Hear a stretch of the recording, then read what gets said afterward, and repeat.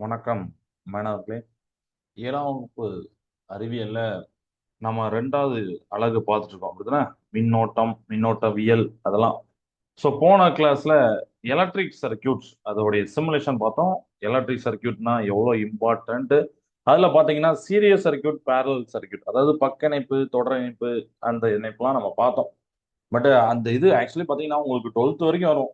12th இன்னும் வேல்யூஸ்லாம் நீங்கள் போட்டு ப்ரூஃப் பண்ணணும். அதாவது ரெண்டு சைடு ஈக்குவலா இருக்கா அப்படின்னு பண்ணணும். பட் அதுக்கு ஒரு இன்ட்ரோடக்ஷன் தான் உங்க புக்ல கொடுத்துருக்காங்க. அதை நம்ம சிமுலேஷன்ல பார்த்தோம் அப்படிதானே? ஸோ அடுத்து நாம இன்னைக்கு பார்க்கக்கூடிய டாபிக் பார்த்தீங்கன்னா மின்னோட்டத்தின் விளைவுகள். அதாவது மின்னோட்டத்தின் விளைவுகள் என்ன? Effects of electric current. Effects of electric current. கரண்ட்டுக்கு என்ன எஃபெக்ட் இருக்கும்? நீங்க பார்த்திருக்கீங்களா? கரண்ட்டுக்கு என்ன எஃபெக்ட் இருக்கும்? நீங்க கரண்ட்டுக்கு எஃபெக்ட்னோடனே நம்ம என்ன நினைப்போம்னா ஷாக் அடிக்குது, அதாவது சாதா எஃபெக்ட் அடிப்பீங்க. அப்படிதானே? ஜென்ரலா நம்ம அப்படிதான் தோணும். பட் நம்ம இன் டர்ம்ஸ் ஆஃப் சயின்ஸ், அறிவியல் பாயிண்ட் ஆஃப் வியூல யோசிக்கணும். ஷாக் அடிக்கிறது காரணம் என்ன? ஏன் ஒரு கரண்ட ஒரு லேசா ஏதோ ஒரு கேபிள் தொடும் போதோ ஏதோ ஒன்று டக்குன்னு ஷாக் அடிக்கும். எதனால ஷாக் அடிக்கும்? இந்த கொஸ்டினை நீங்க கேட்டு பாருங்க, அனலைஸ் பண்ணி பாருங்க, நெட்ல ரெஃபர் பண்ணி பாருங்க, அப்புறம் டிஸ்கஸ் பண்ணி பாருங்க. ஓகே. பட் நாம அந்த இதை பார்க்க போறது கிடையாது. நாம பார்க்க போறது பாத்தீங்கன்னா, பொதுவா கரண்ட்டுக்கு ஒரு 3 விதமான எஃபெக்ட்ஸ் இருக்கு. ம்? இங்க வந்து தமிழ்ல இங்க எழுதிருக்கேன். பட் இந்த 3 எஃபெக்ட்டை நான் இங்க எழுதுறேன். Heating effects.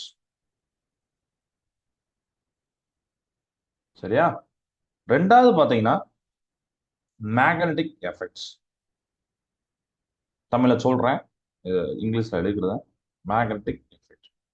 மூணாவது பாத்தீங்கன்னா கெமிக்கல் எஃபெக்ட்ஸ். இந்த 3 விளைவுகள் மின்னோட்டத்திற்கு உண்டு. தமிழ்ல வெப்ப விளைவு, ஹீட்டிங் எஃபெக்ட்னா வெப்ப விளைவு. ரெண்டாவது பாத்தீங்கன்னா காந்த விளைவு.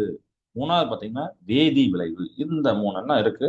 ஸோ புக்ல பாத்தீங்கன்னா கெமிக்கல் எஃபெக்ட் 2 3 லைன் தான் கொடுப்பாங்க. அதுவும் ரொம்ப பெருசா இல்ல. ஹீட்டிங் எஃபெக்ட் அது டே டு லைஃப்ல நம்ம இருக்கிற வச்சே சொல்லலாம். மேக்னெட்டிக் எஃபெக்ட் அதை நான் வந்து ஒரு சிமுலேஷன் காமிக்கிறேன். அதுக்கு கிளாஸ் லாஸ்டா காமிக்கிறேன் அந்த டாபிக் வரும்போது. ஃபர்ஸ்ட் நம்ம ஹீட்டிங் எஃபெக்ட் ஆஃப் எலக்ட்ரிக் கரண்ட்டை பார்க்கலாம். அதாவது வெப்ப விளைவை பார்க்கலாம். அஹ், வெப்ப விளைவு நிறைய பேர் வீட்டில் பார்த்தீங்கன்னா ஹீட்டர் யூஸ் பண்ணுவீங்க. கரெக்டா? வாட்டர் ஹீட்டர், அதுவும் ரொம்ப குளிரான டைம்ல பார்த்தீங்கன்னா காலையில எழுந்திரிச்சு குளிக்கணும்னா சில பேர் வீட்டில் வெந்நி போடுவாங்க, சில பேர் வீட்டில் ஹீட்டர் யூஸ் பண்ணுவாங்க. அந்த ஹீட்டர் பெஸ்ட் எக்ஸாம்பிள். எதுக்குன்னா இந்த வெப்ப விளைவுக்கு. இது எப்படி நடக்கு? வெப்ப விளைவுனா என்ன சார் அப்படின்னு நீங்க கேட்கலாம். அப்படிதானே? What you mean by heating effects of electric current? Already நாம போன கிளாஸ்ல பார்க்கும் போது இந்த மாதிரி ஒரு சர்க்கியூட் போட்டோம். சர்க்கியூட் போகாம இங்க பல்புலாம் இருக்கு, ஓகே. பட் ஒரு சர்க்கியூட் போட்டோம். இது வந்து ஒரு கம்பி அப்படிதானே? நம்மளுக்கு வந்து ஒரு கடத்தும் கம்பி, காப்பர் கம்பி ஏதோ ஒன்று எடுக்கும். அப்ப இது வழியா மின்சாரம் போகிறது, மின்னோட்டம் செல்கிறது. ரைட்டா? அப்படி செல்லும் போது இந்த மின்னாற்றலானது, மின் ஆற்றல், ஏன்னா அது ஒரு ஆற்றல் அப்படின்னு சொல்லிட்டேன். மின் ஆற்றலானது வெப்ப ஆற்றலாக மாற்றப்படும். சம் ஹீட் அதுல ப்ரொடியூஸ் ஆகும். இதை நீங்க எங்கெல்லாம் பார்க்கலாம்னா, நீங்க எதனாலும் பார்க்கலாம். அதாவது உதாரணத்துக்கு ரொம்ப நேரம் ஃபேன் ஓடி இருக்கு, ரொம்ப நேரம் ஏதோ ஒரு இதை யூஸ் பண்றோம் அப்படின்னு பாத்தீங்கன்னா அந்த எலக்ட்ரிக் எலக்ட்ரிக் டிவைசஸ் யூஸ் பண்றோம். அதை பாத்தீங்கன்னா நீங்க தொட்டீங்கன்னா தெரியும், ஹீட்டா இருக்கும். அந்த ஹீட் எங்க இருந்து வந்துச்சு? நீங்க உருவாக்கல. நீங்க கரண்ட கொடுத்தீங்கல்ல, அந்த கரண்ட் தான் வெப்பாற்றலாம். அதுக்காண்டி எல்லா கரண்டும் மாறி இருக்காது, எல்லா மின்னாற்றலும் மாறி இருக்காது. சம், ஒரு உதாரணத்துக்கு 10 பேர் 10 மின்னாற்றல், ஒரு உதாரணத்தை சொல்றேன். 10 மின்னாற்றல்னா ஒரு 2 பேர் வெப்பாற்றலும் மாற்றப்படுகிறது. அது நம்மளால தடுக்க முடியாது. ஓகேவா? இப்படி இருக்கும். அப்போ சயின்டிஸ்ட் யோசிக்காங்க, அப்போ ஓகே இந்த வெப்பாற்றல் போகுது, இதை வச்சு ஏதாவது ஒரு யூஸ்ஃபுல்லா பண்ணலாமா? எஸ், அதுக்கான டிவைஸ் தான் நம்ம இப்போ பார்த்த எலக்ட்ரிக் ஹீட்டர். அது மாதிரி நிறைய பேர் வீட்டில் ஹீட்டர் இல்லாட்டாலும் அயன் பாக்ஸ் இருக்கும், பார்த்துருப்பீங்க. அயன் பாக்ஸ் யூஸ் பண்ண மாட்டீங்க, பண்ணாதீங்க. ஏன்னா அது சம்டைம்ஸ் நம்ம கேர்ஃபுல்லா ஹேண்டில் பண்ணணும். சும்மா நம்ம விளையாட்டு போக்கில் எதையும் பண்ணக்கூடாது. Okay, right. ஸோ இந்த சாதனங்கள்லாம் பார்த்தீங்கன்னா என்ன நடக்குன்னா, இந்த கரண்டை கொடுத்து அதிகப்படியான ஹீட்டை, அதிகப்படியான வெப்பத்தை கிரியேட் பண்றோம். ஓகேவா? அப்ப இந்த வெப்பமூட்டும் சாதனங்கள் அப்படின்னு நம்ம யூஸ் பண்றோம்ல, ஹீட்டரு அப்புறம் இதெல்லாம் யூஸ் பண்றோம்ல, அதுல நாம யூஸ் பண்ணக்கூடிய பாத்தீங்கன்னா மெட்டீரியல், என்ன மெட்டீரியல் பாத்தீங்கன்னா நிக்ரோம் மெட்டீரியலை யூஸ் பண்றோம். நிக்ரோம், இது அடிக்கடி ஒன்வேல கேட்பாங்கப்பா. நிக்ரோம். அது நிக்ரோம். ஏன் சார் அந்த பேர் வந்து பாத்தீங்கன்னா நிக்கல் பிளஸ் இரும்பு, அதுதான். இது போக இன்னொன்னு குரோமியம் சேர்ந்திருக்கும். இந்த மூன்றும் சேர்ந்தது தான் நிக்ரோம். அடிக்கடி ஒன்னும் கேட்பாங்க, ஸோ ஞாபகம் வச்சுக்கோங்க. ஸோ நிக்ரோம் இந்த மாதிரி ஹீட்டிங் எலமெண்ட்ல எதுப்பா யூஸ் பண்றாங்க அப்படின்னு கேட்பாங்க. இன் ஹீட்டிங் அப்ளைன்சஸ்ல heating element is made up of material with nichrome. ஏன் நிக்ரோம் யூஸ் பண்றாங்கன்னா இதுக்கு வந்து ஹை மெல்டிங் பாயிண்ட் உண்டுப்பா. ஹை மெல்டிங் பாயிண்ட்னா என்ன அர்த்தம்னா அதிக உருகுநிலை அப்படின்னு அர்த்தம். ஏன் சார் நீங்க கரண்ட் அதிகமா கொடுக்கணுமா? நீங்க கரண்ட் கொடுக்கும்போது பாத்தீங்கன்னா சில மெட்டீரியல் வந்து பாத்தீங்கன்னா உருகிரும், டக்குன்னு உருகிரும். ம் அப்போ அது உருகக்கூடாது. ஆனா அதிகப்படியான கரண்டை தாக்கு பிடிக்கணும். அப்படின்னா தான் அதோட ஹீட்டை நம்ம ப்ரொடியூஸ் பண்ணி அது யூஸ் பண்ண முடியும். சரிங்களா? ஸோ ஹை மெல்டிங் பாயிண்ட் அப்படின்னா அதிக உருகுநிலை கொண்ட அந்த மாதிரி மெட்டீரியல், அதுக்கு பெஸ்ட் எக்ஸாம் நிக்ரோம். சரியா? ஸோ நிக்ரோம் தான் நம்ம இங்கிலீஷ்லயும் போட்டிருப்பாங்க. எப்படின்னா நிக்ரோம்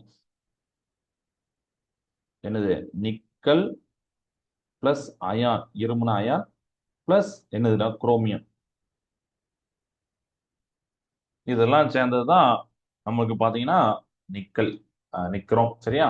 நிக்கல் பிளஸ் குரோம் அதை வந்து சேர்த்துப்பாங்க, பிளஸ் அயானையும் சேர்த்துருக்கனால. ஓகே.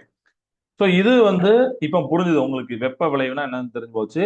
இதை யூஸ் பண்ணி நம்ம வீட்டில் எதெல்லாம் யூஸ் பண்ணலாம் அப்படின்னு நான் சொன்னேன். நம்மளுடைய அயன் பாக்ஸு, அப்புறம் வாட்டர் ஹீட்டரு, இதெல்லாம் யூஸ் பண்ணலாம். இது போக பார்த்தீங்கன்னா எலக்ட்ரிக் பல்பு கூட அந்த மின் விளக்கு கூட பார்த்தீங்கன்னா அதில் இருக்கிற டங்ஸ்டன் அதெல்லாம் கேள்விப்பட்டிருப்பீங்க. ஸோ இது போய் ஹீட் பண்ணி அந்த ஹீட்னால நமக்கு வந்து வெப்பம் வருது. சரிங்களா? இதெல்லாம் நம்ம பார்க்கலாம். அப்புறம் வெந்நீர் கொதிகலன் அப்படின்னு போட்டிருப்பாங்க. சரிங்களா? கெய்சர் அப்படின்னு போட்டிருப்பாங்க. மேபி அது நம்ம நிறைய பேர் வீட்டில் யூஸ் பண்ணியிருக்க மாட்டாங்க, இருந்தாலும் அதை சொல்றேன். நீர் கொதிகலன், மூழ்கும் நீர் கொதிகலன், அதெல்லாம் போட்டிருப்பாங்க. Okay, right. ஸோ ஆகியவை இவ்வகையான விளைவுகளை அடிப்படையாக கொண்டவை அப்படின்னு போட்டிருக்காங்க. அப்போ இதுல வந்து நம்ம அதிகப்படியான ஹீட்டை ப்ரொடியூஸ் பண்றோம். Okay, right.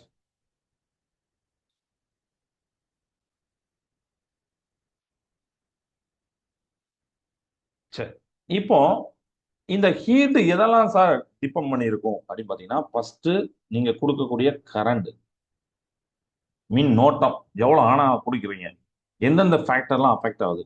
ரெண்டாவது ரெசிஸ்டன்ஸ், மின் தடை. ஒவ்வொரு மெட்டீரியலுக்கும் ஒவ்வொரு மின் தடை இருக்கும். கார்பனுக்கு ஒரு மாதிரி இருக்கும், காப்பருக்கு ஒரு மாதிரி இருக்கும், கோல்டுக்கு ஒரு மாதிரி இருக்கும், சில்வருக்கு ஒரு மாதிரி இருக்கும். சரிங்களா? அதனால தனித்தனியான ரெசிஸ்டன்ஸ் இருக்கும்.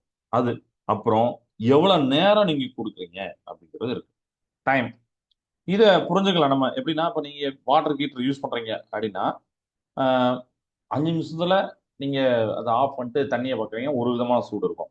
ஒரு 10 நிமிஷம், 1/4 மணி நேரம், 20 நிமிஷம்லாம் பாருங்க. ஒரு 20 நிமிஷத்துல பார்த்தீங்கன்னா தண்ணி தர தரன்னு கொதிக்க ஆரம்பிச்சிடும். நீங்க பார்த்துருப்பீங்க. ரொம்ப நேரம் போட்டு நம்ம மறந்துருப்போம். திடீர்னு வாட்டர் ஹீட்டரை பார்க்கும்போது அந்த தண்ணி பார்த்தா கொதிக்கும். ஏன்னா அந்த அளவுக்கு நீங்க ஹீட்டை பண்ணியிருக்கீங்க. அண்டு வாட்டர் ஹீட்டர்ல முக்கியமான ஒரு விஷயம் என்ன அப்படின்னா, கரண்ட் ஆஃப் பண்ணாம அந்த பாத்திரத்தை நீங்க தொடக்கூடாது, ஷாக் அடிக்கும். சரிங்களா? அதனால அதெல்லாம் நீங்க பண்ணக்கூடாது. வீட்டுல பேரண்ட் தான் பண்ணணும். அவங்கள்ட்ட சொல்லிருங்க. ஹீட்டரை யூஸ் பண்ணாங்கன்னா ஓகே, இல்ல வெந்நி நம்ம கேஸ்ல யூஸ் பண்ணாங்கன்னா ஓகே. பட் எப்பவுமே நல்லா தெரிஞ்சுக்கணும், வாட்டர் ஹீட்டரா நீங்க மேல அந்த சுவிட்ச் எல்லாம் மெயின்லாம் அங்க இல்ல, நம்ம வீட்டுல இருக்கோட மெயின் சுவிட்ச் இல்ல. இந்த வாட்டர் ஹீட்டர் கனெக்ட் பண்ண அந்த சுவிட்சை நீங்க ஆஃப் பண்ணிட்டு வாட்டர் ஹீட்டரை வெளியில எடுத்துட்டு அதுக்கப்புறம் என்ன பண்ணுங்க அப்படின்னா தண்ணியா யூஸ் பண்ணணும். இப்படிதான் அந்த மெத்தட். ஓகேவா? ரைட். ஸோ இந்த இடத்துலலாம் அதான் நம்ம சொல்றோம், எவ்வளவு நேரம் யூஸ் பண்றோமோ அதுக்கு ஏற்ற மாதிரி. இதே மாதிரி நம்ம வீட்டில் பார்த்தீங்கன்னா ஃபியூஸ் அப்படின்னு போட்டிருப்பாங்க. பட் ஃபியூஸ் இப்போ கொஞ்சம் நம்ம மாறிட்டு, பழைய காலத்துல பார்த்தீங்கன்னா ஆஹ், எங்க காலத்துல பார்த்தீங்கன்னா பெரிய அப்பாவோ சித்தப்பாவோ ஃபியூஸ் போயிட்டுனா என்ன பண்ணுவாங்கன்னா, அந்த வீட்டில் இருக்க ஒரு சின்ன உயரமா இருக்கும் அந்த ஃபியூஸ். அந்த ஒயர் பார்த்தீங்கன்னா ஃபியூஸ் அப்படின்னா உருகிட்டுன்னு அர்த்தம். அந்த ஒயர் வந்து ஏதோ ஒரு ஹீட்டு அதிகமா மின்சாரம் போகும்போது ஹீட்னால உருகி இருக்கும். உடனே ஃபியூஸ் போயிருந்ததுன்னா நம்ம வீட்டில் உள்ள சர்க்கியூட்ஸ், வீட்டில் உள்ள டிவைஸ் வந்து பாதுகாக்கிறதுக்காண்டி அப்படி பண்ணியிருப்பாங்க. சரிங்களா? அது கட் ஆயிட்டுனா அதிகப்படியான கரண்ட் வீட்டுக்கு அந்த வீட்டோட டிவைசஸ்க்கு வராது. அப்ளைன்ஸ் அதிகப்படியான கரண்ட் டிவிக்கோ வேற எதுக்கும் வந்தா பாதிக்கப்பட்டுரும். அதனால இந்த ஃபியூஸ் போனதுன்னா வீட்டை பாதுகாக்கிறதுக்காண்டி அப்படி பண்ணுவாங்க. உடனே என்ன பண்ணுவாங்கன்னா அதுல காப்பர் கம்பி இருக்கும், அதை எடுத்து மாத்துவாங்க. பட் இப்போ டெவலப்டா வந்துட்டு. ஓகே. ஸோ இதெல்லாம் வந்து அவங்க சொல்லியிருக்காங்க. ரைட். அடுத்து பாத்தீங்கன்னா மேக்னெட்டிக் எஃபெக்ட் ஆஃப் எலக்ட்ரிசிட்டி, இதை நம்ம பார்க்க போறோம். மேக்னெட்டிக் எஃபெக்ட்னா மின்சாரத்துக்கு காந்த தன்மை இருக்குமா? யோசிச்சு பாருங்க. மின்சாரத்துக்கு காந்தத்தன்மை இருக்குமா? பார்த்துருக்கீங்களா? மின்னோட்டத்தின் காந்த விளைவுகள் போட்டிருப்பாங்க.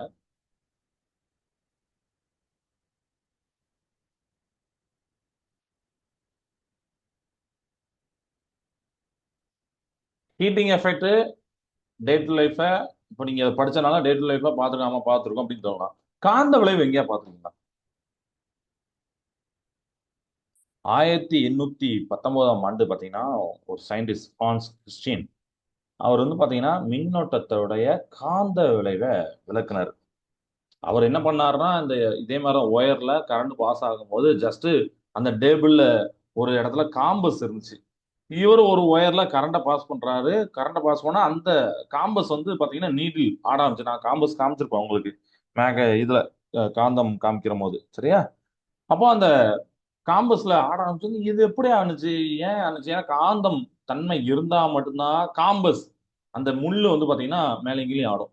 இது எப்படி ஆணுச்சு அப்படின்னு அவருக்கு யோசிச்சாரு. அப்புறம் நிறைய எக்ஸ்பிளைன் பண்ணாரு. அதுல இருந்து புரிஞ்சுக்கிட்டாரு மின்னோட்டத்துக்கு காந்த விளைவு இருக்கு அப்படின்னு சொல்லிட்டு. ஸோ ரொம்ப பெரிய ரொம்ப இம்பார்ட்டண்ட்டான ஒரு ஒரு அதிசயமான நிகழ்வுனா இது. ஏன்னா இதுக்கப்புறம் பார்த்தீங்கன்னா இது இது இருக்குன்னு தெரிஞ்ச பிறகு அதுக்கப்புறம் அந்த மின்னோட்டத்தை வச்சு யூஸ் பண்ணி நிறைய இதெல்லாம் பண்ண முடியுது. நம்மளோட எலக்ட்ரோ மேக்னட் அதெல்லாம் நான் பின்னாடி காமிக்க மின்காந்தம் அதெல்லாம் ரொம்ப ரொம்ப இம்பார்ட்டண்டா யூஸ் இருக்கு. அதை எப்படி தயாரிப்பாங்க எப்படி பண்றாங்கன்னு நான் பின்னாடி காமிக்கிறேன். ஓகே.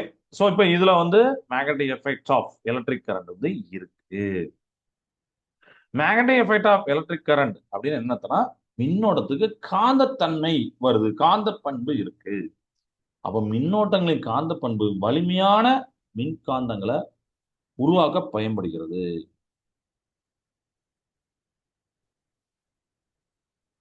மின்காந்தங்களை உருவாக்க பயன்படுகிறது. அது என்ன சார் வலிமையான மின்காந்தங்கள்? வலிமையான விட்டுருங்க ஸ்ட்ரென்த். மின்காந்தங்கள் என்னன்னா பொதுவா நம்மளுடைய நேச்சுரல்ல காந்தம் இருக்கு. நீங்க காந்தம் பார்த்துருப்பீங்க. ஆனா நீங்க விளையாடக்கூடிய காந்தம் பார்த்தீங்கன்னா தயாரிச்சுப்பாங்க. ஆர்டிஃபிஷியல் மேக்னட்பாங்க. சரிங்களா? செயற்கையா தயாரிப்பாங்க. இயற்கையான காந்தமும் இருக்கு. ஆனா இயற்கையான காந்தம் பார்த்தீங்கன்னா ஒரு கல் மாதிரி ஸ்டோன் மாதிரி தான் இருக்கும். அதை வந்து ரொம்ப நேரம்லாம் காந்தத்தன்மை இருக்காது. அதுல வந்து ஒரு டெம்பரவரியா தான் இருக்கும். சரிங்களா? ஆர்டிஃபிஷியல் செயற்கையா உருவாக்கக்கூடிய காந்தத்துல காந்தத்தன்மை வைப்பாங்க. நமக்கு பிடிச்ச மாதிரி ஷேப்ல வைக்கலாம். இப்போ குழந்தைகளுக்கும் விளையாட்டு பொருள்ல வரதுல காந்தமாவே தொங்க போட்டிருப்பாங்க. சின்ன சின்ன ரவுண்டா இருக்கும், கோலிக்காம இருக்கும். இந்த மாதிரி நிறைய ஷேப்ல கொண்டு வராங்க. இதெல்லாம் பார்த்தீங்கன்னா ஒரு பெர்மனன்ட் மேக்னெட். அது வந்து பார்த்தீங்கன்னா ஆர்டிஃபிஷியல் செயற்கையா உருவாக்குற மேக்னெட். அதுல தான் நம்ம இந்த மின்காந்தங்களை பார்க்குறோம். சரிங்களா? காந்தம் எப்படி மின்காந்தமா இருக்குது. ஸோ இந்த மின்னோட்டத்தோட இந்த காந்த பண்பை வச்சு தான் மின்காந்தங்கள் தயாரிக்கிறாங்க. ஏன் மின்காந்தம் தயாரிக்கணும்? ஏன்னா நிறைய இடத்துல இது யூஸ் ஆகுது. ஸோ மின்காந்தங்களானது மருத்துவமனைகளில் கண் காயங்களில் பொதிந்துள்ள எஃகு அல்லது இரும்பு துகள்களை நீக்க பயன்படுகிறது அப்படின்னு போட்டிருப்பாங்க. எவ்வளவு பேர் இம்பார்ட்டன்ட். நம்ம எங்கேயோ போறோம், திடீர்னு ஒரு தெருவில் இருக்கக்கூடிய ஒரு டஸ்ட்னால நம்மளுக்கு வந்து கண்ணில் விழுந்துருது. நம்ம நிறைய இடத்துல நீங்க சொல்லுவாங்க, நீங்க போகும்போது கண்ணு தூசி விழுந்துட்டா அம்மா அம்மா சொல்லுவாங்க பார்த்தீங்கன்னா கண்ணை கசக்காதம்பாங்க. கேள்விப்பட்டிருப்பீங்க. ஏன் அப்படின்னா வெறும் மண்ணு கல்லுனா கூட ஓகே. மற்றபடி இந்த இரும்பு துகளோ கண்ணாடி துகளோ அப்படி கண்ணில் விழுந்துட்டா நம்ம கண்ணை கசக்க கூடாது. அது வந்து ஸ்கிராச் பண்ணிடும். அப்போ அதை வந்து கொஞ்ச நேரம் நம்ம வந்து கண்ணை தண்ணியை விட்டு கழுவணும். இல்லை கொஞ்ச நேரம் அப்படியே வச்சிருந்தாதான் அப்படியே வெளியில வரும். சரிங்களா? துணியை வச்சு இது பண்றதுதான். ரொம்ப உறுத்த ஆரம்பிச்சுன்னா டாக்டர்கிட்ட போய் தான் பார்க்கணும். சும்மா நம்மளா எதுவுமே ஹேண்டில் பண்ணக்கூடாது. ஸோ அது வந்து இந்த இடத்துல மின்காந்தங்கள் யூஸ் பண்றாங்க. அப்ப நம்ம கண்ணில் வந்து பாத்தீங்கன்னா ஒரு spin dust of steel or iron வந்து விழுந்துச்சு அப்படின்னா ஹாஸ்பிட்டல் நம்ம போகும்போது இந்த மின்காந்தங்களை யூஸ் பண்ணி கண்ணில் இருக்கக்கூடிய அந்த இதெல்லாம் எடுப்பாங்க. ஓகேவா? அதுக்கப்புறம் பாத்தீங்கன்னா இதுல டோர் பில் கேள்விப்பட்டிருப்பீங்க. மின்சார மணி, அப்புறம் பளுதூக்கி, தொலைபேசி இதுலலாம் மின்காந்தங்கள் பயன்படுகிறது. ஸ்பீக்கர்ல யூஸ் ஆகுது.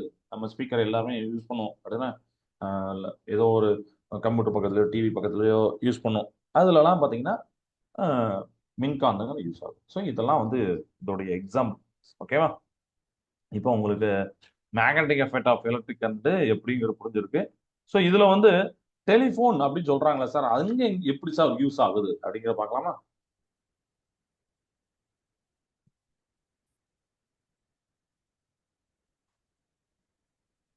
இப்போ டெலிஃபோன் இதுல A changing magnetic effect causes a thin sheet of metal to vibrate. The diaphragm is made up of metal that can be attracted to magnets அப்படின்னு ஃபர்ஸ்ட் போட்டிருப்பாங்க. தொலைபேசியில மாறும் காந்த விளைவானது ஒரு மெல்லிய உலோகத்தாலை அதிர்வுக்கு உட்படுத்துகிறது அப்படின்னு போட்டிருப்பாங்க. அப்படின்னா என்ன சார்? இப்ப நம்மளுக்கு வந்து நம்மளுடைய காதுலே பார்த்தீங்கன்னா செவிப்பறை எல்லாம் கேள்விப்பட்டிருப்பீங்க. அந்த இடம் வந்து வைப்ரேட் ஆகும். அப்படிதானே? வைப்ரேட் ஆனாதான் நம்மளுக்கு அது வந்து கேட்கும். ஓகே, யாரோ ஒருத்தர் பேசுறான்னா அந்த செவிப்பறையில வந்து ட்ரம் ஏர் ட்ரம்ல அதுல போய் டப்புன்னு படும். அது பட்டு எலக்ட்ரிக் சிக்னலா மாறி மின் அதிர்வா மாறி மூளை புரிஞ்சுட்டு ஓகே நான் இதை சொல்றான், இந்த குருவி கத்துது, இந்த பட்டாசு வெடிக்கு, நமக்கு அந்த சவுண்ட்லாம் தெரியுது. அதே மாதிரி அந்த டெலிஃபோன்ல என்ன பண்ணுவாங்கன்னா ஒரு மெல்லிய உலோகத்தால வச்சிருப்பாங்க. சரியா? டயப்ராம் அப்படின்னு போட்டிருப்பாங்க. அத அதிரோட செய்யணும். அதுக்கு என்ன பண்ணுவாங்கன்னா மாறும் காந்த காந்த விளைவு. மாறும் காந்த விளைவுனா ஒரே மாதிரி இருக்கிற அந்த காந்த விளைவை மாத்திக்கிட்டே இருக்கணும். அப்ப டயப்ராம் ஆனது காந்தங்களால் ஈர்க்கக்கூடிய ஒரு உலோகத்தால் செய்யப்படுகின்றன. சரிங்களா?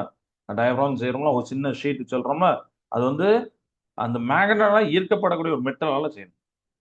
ஸோ இதை வச்சு ஒரு ஸ்ப்ரிங் கூட கனெக்ட் பண்ணி ஏர் பீஸ்னா நம்ம டெலிஃபோன்ல பார்த்தீங்கன்னா செல்போன்ல இல்லை, இப்போ டெலிஃபோன்ல பார்த்தீங்கன்னா ரெண்டனா இருக்கும். நீங்க மேபி பார்த்துருப்பீங்க, இப்படி இருக்கும். அப்படிதானே? இது இப்போ காது வச்சு பேசுறோம். இது வந்து நம்ம வாயால பேசக்கூடியது. ஸோ அது காதுல இருக்கணும். சாஃப்ட் அயன் பார் அப்படின்னு போட்டிருப்பாங்க. மெல்லிய இரும்பு கம்பி.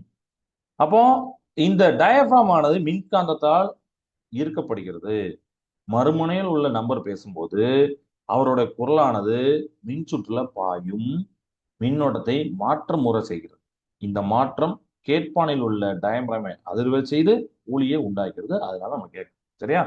சோ இது எப்படி கேக்கு அப்படின்னு பாத்தீங்கன்னா, இது அது எப்படி டெவலப் பண்ணியிருக்காங்க பாருங்க. எதிர்த்தாப்புல உள்ளவங்க பேசுறாங்க, அவங்க வாயில இங்க இருக்குன்னா அது வந்து கன்வெர்ட் ஆகி நம்மளுக்கு காதுல வரும். அப்படிதானே? அவங்க இன்னொரு சைடு பேசுறது இங்க பேசுவாங்க, நம்மளுக்கு இங்க வருது. சோ அதுல பாத்தீங்கன்னா அந்த கம்பி சுருள் டயப்ராம்லாம் வச்சிருப்பாங்க. அந்த டயப்ராம்ல பாத்தீங்கன்னா சின்ன இரும்பு பட்டை இருக்கும். மின்காந்தமாக மாற்றம் அடைஞ்சு வச்சிருப்பாங்க. ஓகேவா? அப்போ அந்த டயப்ராம் வந்து மின்காந்தால ஈர்க்கப்படும்.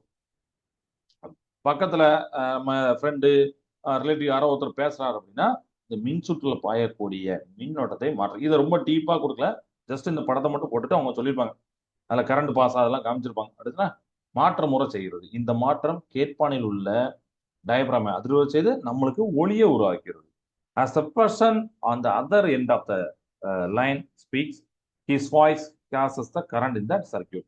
ஸோ அவர் பேசுறதுனால இந்த சர்க்கியூட்ல என்ன பண்ணுது அப்படின்னு பார்த்தீங்கன்னா இந்த கரண்ட் சேஞ்ச் நடக்கு. அதனால டயப்ராம் வைப்ரேட் ஆகுது. அதனால சவுண்ட் ப்ரொடியூஸ். இதெல்லாம் சொல்லியிருப்பாங்க. சரியா? நம்ம புக்ல. ஸோ அது இப்போ உங்களுக்கு புரிஞ்சிருக்கும். இப்போ இதுல magnetic effect of electric current அதுல பாத்தீங்கன்னா ஒரு ஆக்டிவிட்டி கொடுத்துருப்பாங்க. ஆக்டிவிட்டி 5 அதை இப்ப நம்ம செய்ய போறோம். ஏன்னா அந்த மேக்னெட்டிக் எஃபெக்ட் மின்னோட்டத்தோட காந்த விளைவுகள் நீங்க இதை வச்சு அனலைஸ் பண்ணலாம். எப்படி அப்படின்னா ஃபர்ஸ்ட் நான் அதை ஆக்டிவிட்டியை சொல்றேன். தேவையானவை அப்படின்னு போட்டிருப்பாங்க. ஒரு இரும்பு ஆணி, அது எல்லாத்தையும் காட்டுறேன். இரும்பு ஆணி, அப்புறம் மின்கல அடுக்கு, அப்புறம் மின் அவிழ்ப்பான் மற்றும் மின் கம்பி அப்படின்னு போட்டிருப்பாங்க. ஒரு ஆணி எடுத்திருப்பாங்க. இந்த ஆணியை ஒரு சர்க்கியூட் கூட கனெக்ட் பண்ணியிருப்பாங்க. சரி, பார்த்துருப்பீங்க. சுவிட்ச் இங்க இருக்கும். நம்மளுடைய இதுல பாத்தீங்கன்னா சுவிட்ச் நம்ம வேற மாதிரி காமிச்சிருப்பாங்க. நான் காமிக்கிறேன். இதுல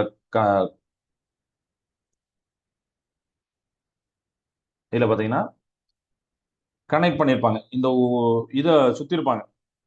இரும்பு கம்பி இது இருக்குல்ல, இதெல்லாம் வந்து கடத்தக்கூடிய அந்த காப்பர் கம்பியை சுத்தி இருப்பாங்க இரும்பு கம்பியில, இதுல ஆணி மேல. அப்போ சர்க்கியூட் ஆன் பண்ணும் போது சாதாரணமா இருக்கிற ஆணி பாத்தீங்கன்னா காந்தத்தன்மை அடையும். ஏன்னா மேக்னெட்டிக் கரண்ட்டுக்கு தான் மேக்னெட்டிக் எஃபெக்ட் இருக்கு. மின்னோட்டத்தை காந்த வளைவு இருக்கு. சுமார் 75 சென்டிமீட்டர் நீளமான ஒரு காப்பிடப்பட்ட நெகிழும் தன்மை கொண்ட ஒரு கம்பியும் 8 முதல் 10 சென்டிமீட்டர் நீளம் கொண்ட ஒரு இரும்பு ஆணையும் எடுத்துக்கொள் அப்படிங்கிறாங்க. காப்பிடப்பட்டனா இப்ப பக்கத்துல ஒதுக்கு பார்த்துட்டு இன்சுலேட் பண்ணிருப்பாங்கப்பா. இப்ப நம்மளுக்கே பாத்தீங்கன்னா காப்பர் கம்பி போகுதுன்னா டேரக்டா கம்பி தெரியாது. மேல பாத்தீங்கன்னா ஒரு பிளாஸ்டிக் மாதிரி இருக்கும். ஏன்னா காப்பிட பக்கத்துல டச் ஆயிடக்கூடாது. டச் ஆனா டேமேஜ் ஆயிடும். அதுக்காண்டி அதான் காப்பிடப்பட்ட இன்சுலேட்டர்.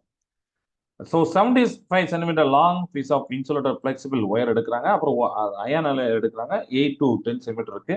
உடனே அந்த ஒயரை வச்சு அப்படி சுத்துறாங்க இந்த நெயில்ல. ஓகே, இந்த ஃபார்ம் ஆஃப் காய் இப்படி சுத்துற பேர் தான் காய் சுற்று. ம். ஆணியை சுற்றி கம்பி சுருள் போல் கம்பியை மிகவும் நெருக்கமாக சுற்றிக்கொள். படத்தில் காட்டுள்ள பாரு, மின்கலம்னா பேட்டரி அப்படின்னு சொல்லியிருக்கோம்ல, அது கூட கனெக்ட் பண்ணியிருக்காங்க. கம்பியோடைய திறந்த முனைகளை இணை. சரியா? ஆணியின் முனைக்கருகில் சில குண்டூசிகளை வை. தற்போது பாய் மின்னோட்டத்தை செலுத்தும் போது நிறுத்தும் போதும் என்ன நிகழுது அப்படின்னு கேட்கும். ஸோ நமக்கு என்ன பார்க்கணும்னா, connect the free ends of the wire to the terminals of the cells. அதாவது இங்க ஒரு ஃப்ரீ எண்ட் இருக்கும், இங்க ஒரு ஃப்ரீ எண்ட் இருக்கும். அதை ரெண்டு கனெக்ட் பண்றோம் த்ரூ த கீ.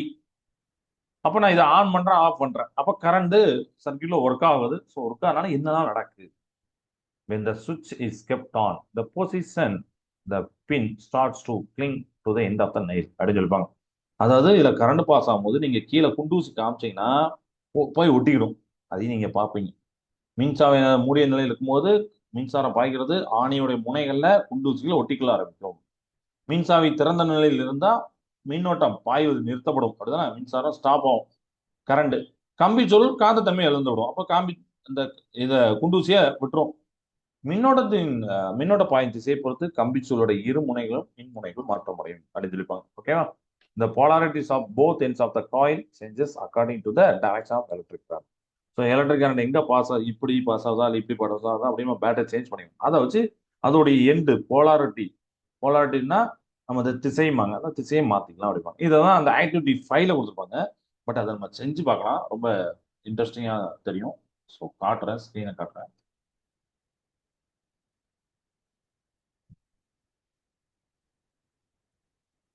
ஸோ இதுதான் அந்த எக்ஸ்பெரிமெண்ட். சரியா? இல்ல அந்த சர்க்கியூட்டை ஃபர்ஸ்ட் பாருங்க. இருக்கா நம்ம புக்ல உள்ளது இப்படியே இருக்கா? அயனல், காயில் ஆஃப் இன்சுலேட்டர் ஒயர் போட்டுருப்பாங்க, காப்பிடப்பட்ட இது. பேட்டரி கனெக்ட் பண்ணிருக்காங்க, சுவிட்ச் கனெக்ட் பண்ணிருக்காங்க. ஓகேவா? ரைட். இதை நல்லா பார்த்துக்குவீங்களா? ஸோ இப்போ நம்ம பேட்டரி எடுத்திருக்கோம், சாவி, ஆணி, ஒயர்ஸ், குண்டூசி, கீ எடுத்துக்கோம். நான் என்ன பண்றேன்னா, ஃபர்ஸ்ட் ஃபர்ஸ்ட் இனிஷியலா இருக்கக்கூடிய செஞ்சு காமிக்கிறேன். அப்புறம் நான் மாத்துறேன், என்னெல்லாம் உங்களுக்கு தெரியும் பாருங்க. First thick iron. அது திக் அயானா கொஞ்சம் தடிமனான இரும்பு கம்பியை எடுத்திருக்கேன். Select number of fans, 20 number of fans சுத்தி இருக்கேன். 20 தடவை சுத்துவோம்ல, அது மாதிரி. செலக்ட் நம்பர் ஆஃப் செல் 2 எடுத்திருக்கேன். இதை நம்ம சேஞ்ச் பண்ணலாம், இந்த மாதிரி சேஞ்ச் பண்ணலாம். பட் சேஞ்ச் பண்றதை நான் திருப்பி காமிக்கிறேன், ஏன்னா உங்களுக்கு அது கண்டிப்பா தெரியணும். ஏன்னா நம்ம கரண்ட் எதெல்லாம் பொறுத்து ஃபேக்டர்ஸ், எந்த காரணிகளாம் பொறுத்து மாறுபடும் அப்படிங்கிறது தெரியணும். ஸோ அதை நான் லேட்டரா காமிக்கிறேன். பட் இதை பாருங்க. இப்போ பார்த்தாச்சா, செட்டப் பார்த்தாச்சா? இப்போ கனெக்ஷன் கொடுக்குமா? என்ன பண்ணுனா, இந்த ஆணியில சுத்தி இருக்கிற கம்பியோடைய ஒரு முனையை எடுங்க, அப்படி இழுத்து விட்டுருப்பாங்க. இழுத்து பேட்டரியோட ஒரு முனை கூட கனெக்ட் பண்றேன். நல்லா கனெக்ட் பண்ணும், இல்லைன்னா அது ஏன்னா அப்பப்போ ஸ்டக் ஆகுது. அது இந்த வெப்சைட் பார்த்தீங்கன்னா இப்போவுமே அது சரியாவே வரமாட்டேங்குது. இது இருந்தால் தான் அடுத்த ஒரு எண்டை நம்ம கொடுக்க முடியும். இது வருது, இந்த மேலே உள்ளதான் வர மாட்டேங்குது. இப்போ வந்துட்டு ஓகே, ரைட், குட். ஸோ ஒரு 2 எண்டை கனெக்ட் பண்றேன். அப்புறம் இன்னொன்று பார்த்தீங்கன்னா இங்கேருந்து நான் இழுத்து விடுறேன். வந்துட்டா பண்ணியாச்சு. ரொம்ப ரொம்ப சிம்பிளான சர்க்கியூட் தான். ஓகே. ஸோ இப்போ என்ன பண்றேன்னா, அந்த கீ இருக்கு, நான் ஒரு பார்த்தீங்கன்னா ஒரு ஊக்கு இருக்குல்ல, ஊக்கை வச்சு இப்படி கனெக்ட் பண்றேன். கனெக்ட் பண்ணிட்டேன். இப்போ ஆக்சுவலி பார்த்தீங்கன்னா கரண்ட் பாஸ் ஆகும். கரண்ட் அந்த ஆணியில பாஸ் ஆகும்போது அந்த ஆணி வந்து பாத்தீங்கன்னா காந்தத்தன்மை பெற்றுள்ளது. காந்தத்தன்மை பெற்றுள்ளது, மேக்னட்டிக், அதாவது மேக்னட்டா ஆயிடுச்சு. பட் டெம்பரரி, அந்த கரண்ட்டை ஸ்டாப் பண்ணீங்கன்னா அது மேக்னெட் தன்மை இழந்துரும். காந்தத்தன்மை அது எப்படி சார் நான் பாத்துக்கலாம்? ஓகே, இல்ல கரண்டா ஆயிருக்கு அப்படின்னா, நீங்க கீழே இருக்கிற ஒரு தட்டுல பாத்தீங்கன்னா கொஞ்சோண்டு குண்டூசி வச்சிருக்க மாதிரி இருக்கா, அதை பக்கத்துல கொண்டு போனீங்கன்னா தெரியும். பாருங்க, ஓட்டிட்டா. இதுக்கு முன்னாடி ஓட்டுமா? அதையும் நான் உங்களுக்கு காட்டுறேன். ஃபர்ஸ்ட் இதை பாருங்க, அப்ப நான் சொல்றேன். ஸோ இதில் பார்த்தீங்கன்னா strength of electromagnetic increases, number of fans, அதெல்லாம் சொல்லியிருப்பாங்க. அதை நான் உங்களுக்கே சொல்ல போறேன். Okay, right. இப்போ ஓகே, இப்போ சாதாரணமா இருக்கும்போது நீங்க இதை கொண்டு போக முடியாது, ஏன்னா அவங்க கனெக்ட் பண்ணாதான் கொண்டு போக முடியும். சாதாரணம் இருக்கும்போது நீங்க வந்து என்ன பண்ண முடியாதுன்னா, இந்த குண்டூசி வந்து இந்த ஆணியால ஒட்டப்படாது, அப்படிதானே? அட்டாச் ஆகாது. ஸோ திருப்பியும் பாருங்க, நான் ஒரு கனெக்ஷன் கொடுக்குறேன் உங்களுக்கு. அது கொடுத்துறேன். இப்போ திருப்பி பக்கத்துல கொண்டு போறேன். அட்டாச் ஆயிடுச்சு. சரியா? இப்போ நான் வந்து சர்க்கியூட் வந்து இது என்ன பண்ண போறேன்னா ஆஃப் பண்ண போறேன். அதாவது ஓபன் பண்ண போறேன். ஓபன் பண்ண போறேன் அப்படின்னா இத பாருங்க. இப்போ என்ன ஆகுது? காந்தத்தன்மை போயிடுச்சா? காந்தத்தன்மை போன உடனே மேக்னெட்டிக் எஃபெக்ட் போன உடனே அந்த ஆணி வந்து அந்த குண்டூசியை விட்டுருது. கீழே வந்துட்டு கரெக்டா? இப்போ இது உங்களுக்கு புரியுது. சரி சார், இப்போ இதுல வேற ஏதாவது கத்துக்கலாமா? என்ன கத்துக்கலாம்னா, இப்போ நான் ஃபர்ஸ்ட் பாத்தீங்கன்னா திக் அயான் எடுத்தேன். தின் அயான் எடுக்கலாம். தின் அயான் அப்படின்னா என்னன்னா மெல்லிசா, மெல்லியதாக அப்படின்னு அர்த்தம். ஸோ மெல்லிதாக எடுக்கணும்னா அதையும் நீங்க செக் பண்ணி பார்க்கலாம் சர்க்கியூட்ல கொடுத்து. அந்த அளவுக்கு போன தடவை ரொம்ப அதிகமா அட்ராக்ட் ஆனிச்சு. அதிகமான குண்டூசி வந்து ஒட்டுனுச்சு. ஆனா இதுல ஒட்டல பாருங்க. கரெக்டா? அப்போ அந்த அயானுடைய திக்னஸ், திக்னஸ் தான் தடிமன் ரொம்ப ரொம்ப முக்கியம். எந்த அளவுக்கு இருக்கணும் அப்படின்னு சொல்லிட்டு. சரியா? ஸோ அது வந்து நீங்க பார்க்கணும். அது நம்ம சூஸ் பண்றத வச்சு நம்ம ரெண்டு பேரும் சூஸ் பண்றது கிடையாது. பட் நமக்கு நம்மளுக்கு ஒரு கருவி வருதுன்னா அந்த கருவியை எப்படிதான் சூஸ் பண்ணுவாங்க. எந்த இடத்துல தேவைப்படுது, சின்னதா தேவைப்படுதா, பெருசா தேவைப்படுதா அப்படிங்கிற மாதிரி. Okay, right. இப்போ இந்த இடத்துல நம்பர் ஆஃப் டைம்ஸ் 20 இருக்கு. நான் அதை வச்சு காமிச்சேன். இப்போ 40 60 எடுக்கலாமா? 60 எடுத்துக்கலாம் பாருங்க. இப்போ பாருங்க எப்படி இருக்கு. இப்போ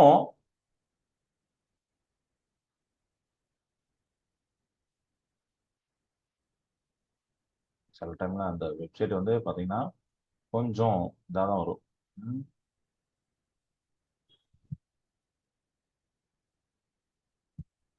கொஞ்சம் ஏதாவது ஒரு இடத்துல ஒரு டைம்ல வந்துடும். அதை நம்ம புடிச்சுக்கலாம். பாருங்க. ஓகே, இப்போ இதை கனெக்ட் பண்றேன் ஈஸி. ஓகே, இப்போ நான் காயில்ஸை அதிகமா சுத்தி வச்சிருக்கேன். காயில்ஸ் அதிகமா சுத்தி வச்சா என்ன நடக்கும் பார்க்குமா? இப்போ நான் என்ன பண்றேன், சர்க்கியூட்டை க்ளோஸ் பண்றேன். கரண்ட் பாஸ் ஆகுது. கரண்ட் பாஸ் ஆனோடனே அது என்ன ஆகுதுன்னா காந்தத்தன்மை பெருகிறது. நான் என்ன பண்றேன், இதை கொண்டு போறேன். இப்போ என்ன நடக்கும் பாருங்க. ஆல்மோஸ்ட் நிறைய அட்ராக்ட் பண்ணிட்டு அடுத்த ஆல்மோஸ்ட் நிறைய அட்ராக்ட் பண்ணிட்டு. ஸோ இப்போ நான் சர்க்கியூட்டை ஆஃப் பண்றேன். ஓபன் பண்ணிட்டேன். எல்லாமே விழுந்துட்டு.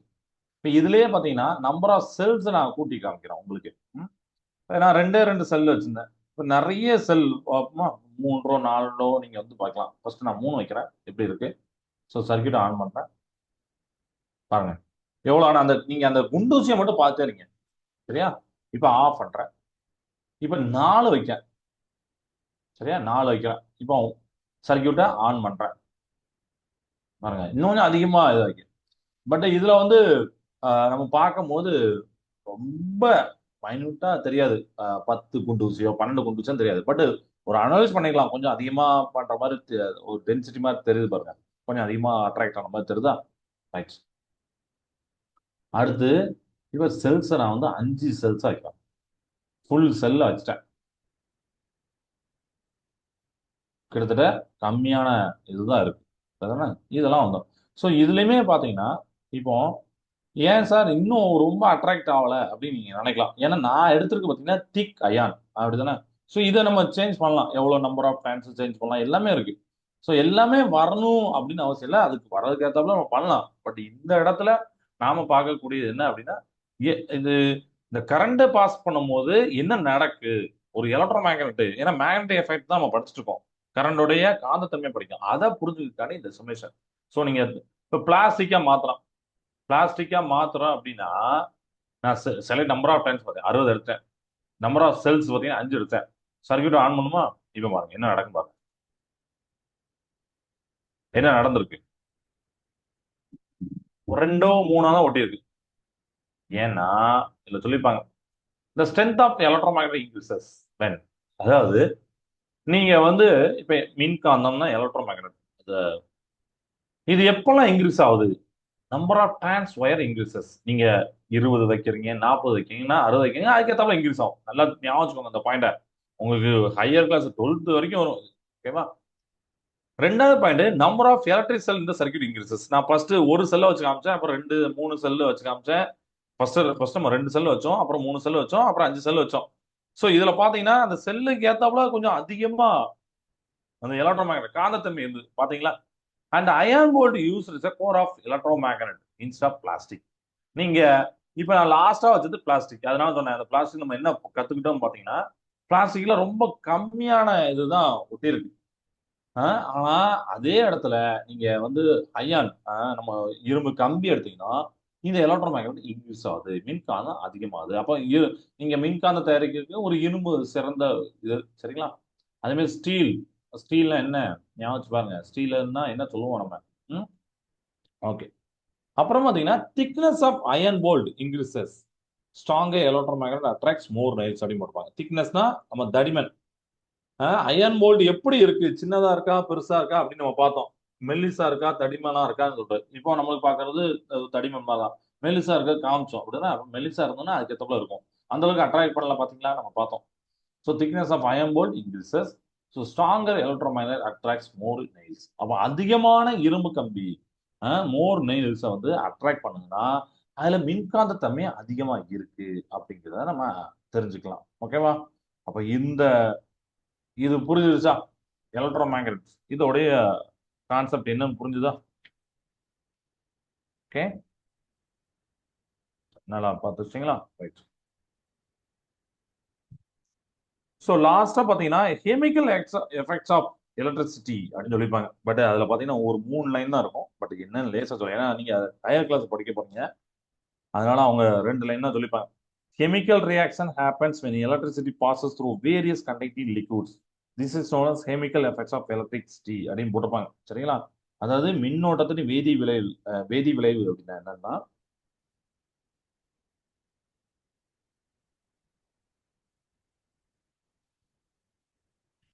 வேறுபட்ட கடத்துத்திறன் கொண்ட திரவங்கள் வழியா மின்னோட்டம் பாயும் போது அவை வேதி வினைகளை ஏற்படுத்துகின்றன. இந்த நிகழ்வு தான் மின்னோட்டத்தின் வேதி விளைவு அப்படின்னு போட்டிருப்பாங்க. பட் இது வந்து ரொம்ப டீட்டெயிலா இருக்கு. ரியாக்ஷன், அப்புறம் நிறைய ப்ராடக்ட்ஸ், ரியாக்டன்ஸ், இந்த மாதிரிலாம் வார்த்தைகள் வரும், கீவேர்ட்ஸும் வரும். அது நம்ம பின்னாடி படிக்க போறோம். பட் ஒரு உதாரணத்துக்கு நான் என்ன பண்ண போறேன்னா, புரியறதுக்காண்டி நீங்க ஒரு திரவம் எடுக்கிறீங்க, இதுல கரண்ட பாஸ் பண்றீங்க. அதுதான் கரண்ட பாஸ் பண்றதுக்கு அப்படி பண்ணுவாங்க. சரி, 2 எலக்ட்ரோட்லாம் வச்சிருப்பாங்க, சரிங்களா. எலக்ட்ரோட் வச்சு பேட்டரி எல்லாம் வச்சிருப்பாங்க. பிளஸ் மைனஸ் அப்படி பேட்டரி எல்லாம் கனெக்ட் பண்ணுவாங்க. அப்படி கனெக்ட் பண்ணும் போது இவை வந்து வேதி வினைகளை ஏற்படுத்தும். கெமிக்கல் ரியாக்ஷன் அதுக்கு முன்னாடி ஒன்றும் பண்ணாது, அப்படியே தான் இருக்கும். நீங்க ஒன்ஸ் பேட்டரி ஆன் பண்ணும் போது வோல்டேஜ் பாஸ் ஆகும், மின்னழுத்த வேறுபாடு உருவாகும், உடனே கரண்ட் பாஸ் ஆகும். ஸோ கரண்ட் பாஸ் இந்த 2 பிளேட், 2 தகடுகளுக்கு நடுவில் கரண்ட் போகும். அப்போ போகும்போது அது லிக்விட்ஸ், இந்த திரவங்கள் பார்த்தீங்கன்னா வேதி வினைகளை ஏற்படுத்தும். இதை மட்டும் தான் சொல்லியிருப்பாங்க. ஸோ இதை வந்து நீங்க ஞாபகம் வச்சுக்கோங்க. ஓகேவா, ரைட். ஸோ இந்த கிளாஸ்ல நாம இந்த யூனிட்டை முடிச்சாச்சு. வர சாட்டர்டே அன்னைக்கு நம்மளுக்கு இந்த யூனிட்டோடைய டெஸ்ட் 1 மார்க் டெஸ்ட். ஏற்கனவே ஃபர்ஸ்ட் யூனிட் டெஸ்ட் எழுதிருப்பீங்க. இன்னைக்கு அடுத்த சாட்டர்டேல 2ஆம் யூனிட் டெஸ்ட் எழுதலாம். இந்த யூனிட்ல எல்லாமே புரிஞ்சிருக்கும். இப்போ உங்களுக்கு எந்த டவுட்டாலும் நீங்க சாட் பாக்ஸ்ல கேட்கலாம், எதுனாலும் கேட்கலாம். இந்த யூனிட்ல நம்ம படிச்சதோ இல்லை போன யூனிட்ல படிச்சதோ நீங்க எதுனாலும் கேட்கலாம்.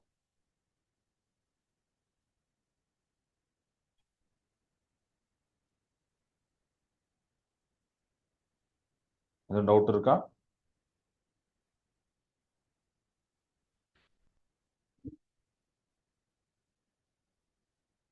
கரண்ட் அப்படின்னா என்ன அப்படின்னு ஒருத்தங்க கேட்டிருக்காங்க. So current is nothing but ஒரு சார்ஜோட மூவ்மெண்ட் தான்ப்பா, சரியா. மின்னோட்டம் அப்படின்னு நம்ம தமிழ்ல சொல்லுவோம். மின்னோட்டம் அப்படின்னா என்னன்னா சார்ஜ் மூவ்மெண்ட். மின் நூட்டம் அப்படின்னு சொல்லுவாங்க. மின் நூட்டம்னா சார்ஜ், அதாவது மின் துகள் அப்படின்னு ஒரு வார்த்தை சொல்லுவோம்ல, அந்த வார்த்தை தான். இது மூவ் ஆனாதான் அது பேர் கரண்ட். அது மூவ் ஆகலைன்னா கரண்ட் கிடையாது. மூவ் ஆகலைன்னா என்ன சார் அப்புறம் அப்படின்னு நீங்க ஒரு ரைஸ் ஆகலாம். உதாரணத்துக்கு ஒரு ஆட்டம் இருக்கு, ஆட்டத்துல எலக்ட்ரான் இருக்குன்னு தெரியும், அப்படிதானே. இல்ல ஒரு கம்பி எடுத்துக்கோங்க, காப்பர் கம்பி, எலக்ட்ரான் இருக்குன்னு தெரியும். பட் எலக்ட்ரான் பாத்தீங்கன்னா அங்கங்க வேற வேற டைரக்ஷன்ல போவாங்க, ஒரு குறிப்பிட்ட டைரக்ஷன் போக மாட்டாங்க. அப்போ அதனால எந்த வித கரண்ட் கிடையாது. நம்ம அதை வந்து ஒரு பேட்டரிய கனெக்ட் பண்ணாதான், அப்படிதானே. நல்லா பாருங்க, பேட்டரி கனெக்ட் பண்ணி ஒரு பல்பை அட்டாச் பண்ணா மட்டும்தான் கரண்ட் பாஸ் ஆகுது. சும்மா ஒரு ஒயரை மட்டும் ஒரு பல்ப்ல கனெக்ட் பண்ணி பாருங்க, பேட்டரியே கொடுக்காம எந்த அளவுக்கு அந்த பல்ப் எரியாது. ஏன் எரியாது? அதே ஒயர் தான் கொஞ்சம் பேட்டரி கனெக்ட் பண்ண மாதிரி இருக்குது. ஏன்னா அந்த மின்சாரத்துக்கு ஒரு அந்த கரண்ட் சொல்றோம்ல, அந்த கரண்ட்டுக்கு நமக்கு என்ன தேவை? பேட்டரி தேவை. பேட்டரி என்ன பண்ணும்? இந்த எலக்ட்ரான்களை புஷ் பண்ணும், ஒரு டைரக்ஷனுக்கு புஷ் பண்ணும், ஒரே திசையில இயங்க வைக்கும். அதனால நமக்கு என்ன ஆகுதுன்னா, அந்த பல்ப் வழியா போகும்போது நமக்கு கரண்ட் கிடைக்கு. இதுதான் மின்னோட்டம். சரியா? ஸோ இதுல கன்வென்ஷனல் கரண்ட் அப்படிங்கிறத ஒன்று சொன்னேன். அதாவது எலக்ட்ரான் ஃப்ளோவுக்கு ஆப்போசிட்டா இருக்கும், எலக்ட்ரான் ஓட்டத்துக்கு ஆப்போசிட்டா இருக்கும். ஓகே. ஓகே. ஸோ அது ஒரு கொஸ்டின் இங்க கேட்கலாம்.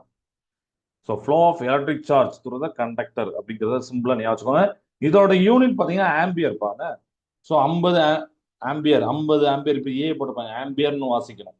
50 ஆம்பியர்னா அப்போ அந்த சர்க்யூட்ல 50 ஆம்பியர் கரண்ட் போகுது. நான் உங்களுக்கு அந்த இன்ஸ்ட்ருமெண்ட் வச்சு காமிச்சேன், அம்மீட்டர் அப்படின்னு இன்ஸ்ட்ருமெண்ட் வச்சு யூஸ் பண்ணி பார்க்கலாம். இதெல்லாம் அந்த இடத்துல உள்ள கீவேர்ட்ஸ். ஓகே.